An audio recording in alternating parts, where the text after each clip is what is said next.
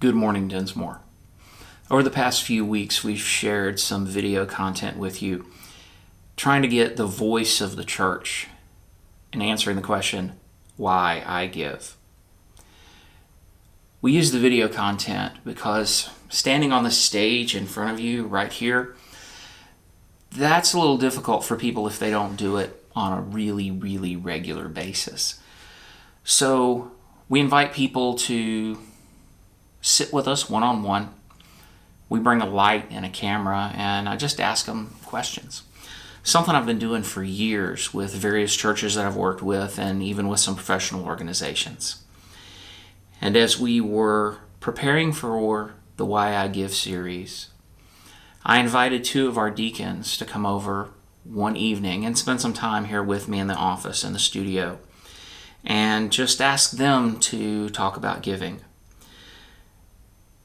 They came in an hour apart, and then when they started to speak, the alignment between these two individuals, the story, the common story they told, I just had to share that with you today.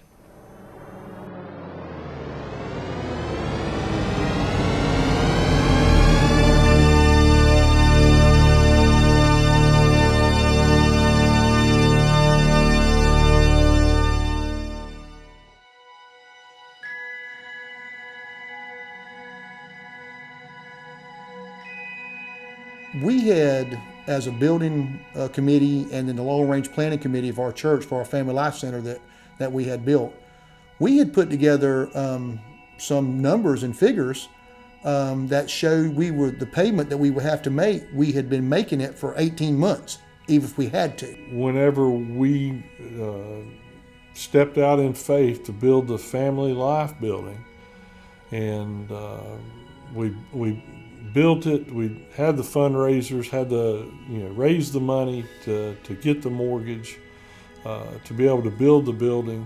There was an older gentleman, Willie Fiegel, that went to our church. We treated him like you're supposed to treat anyone that comes to church. And Willie came to our church and we befriended him. He was there. That man, when he left everything he had to our church. And it was well more than enough money to pay the building off. And then when we found out that one of the members had gifted the church his estate that paid the mortgage off completely.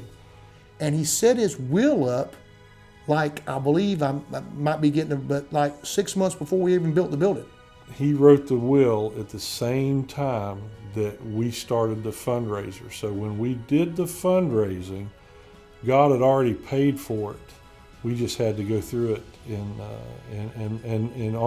faith, have it done. That building the Family Life Center, it was paid for before we ever built it. He made us step out on faith and do the work, do the heavy lifting, but found out that it was all taken care of. So God had the building paid for. All Dinsmore had to do is step out on faith and build it.